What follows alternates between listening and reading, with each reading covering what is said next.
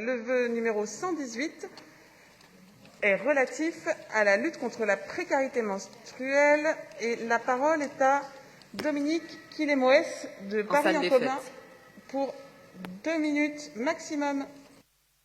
Merci Madame la maire. Ce vœu, effectivement, aurait eu toute sa place dans l'examen des délibérations et des vœux de la 4e commission, puisqu'il s'agit d'un vœu relatif à la lutte contre la précarité menstruelle.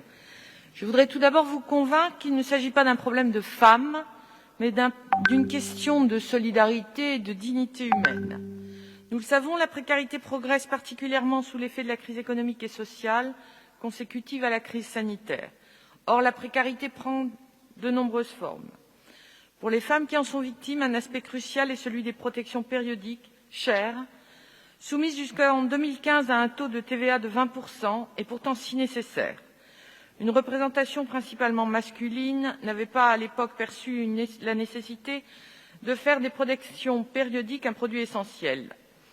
C'est chose faite depuis 2015, ce taux est passé à 5,5.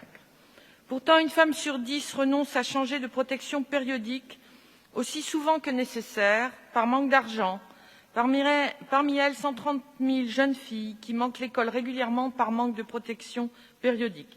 Cette situation s'aggrave de jour en jour puisque les jeunes sont les plus touchés par la crise économique que nous traversons depuis plusieurs mois, sans oublier les femmes à la rue dont on n'ignore pas la détresse.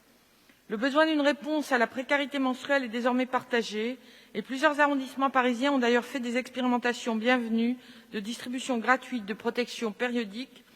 Je pense notamment aux 2e et 10e arrondissements. C'est le sens de ce vœu, derrière laquelle se retrouvent tous les groupes de la majorité et j'espère au-delà, pour multiplier et favoriser de telles initiatives partout à Paris, particulièrement en lien avec les collèges et les lycées. Des vœux similaires viennent en effet d'être votés dans les 18e et 17e arrondissements, sous l'impulsion d'Athénaïs Michel et Mariam Maman, et je salue cette avancée. Je tiens en particulier à signaler que des remarques pertinentes nous ont été envoyées par le groupe Europe Écologie Les Verts, mais que nous n'avons pas pu les intégrer avant de déposer le vœu, faute de temps. Il s'agit de privilégier les protections périodiques réutilisables et ou bio, et bien évidemment, et c'est très important, d'utiliser à leur égard le terme protection périodique, plus approprié que celui de protection hygiénique.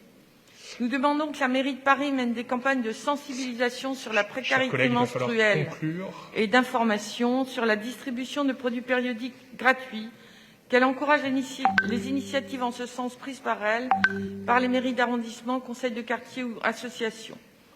Que les établissements... Merci, je suis désolé, vous avez dépassé votre temps de parole. Bref, que la mairie de Paris encourage toutes les initiatives.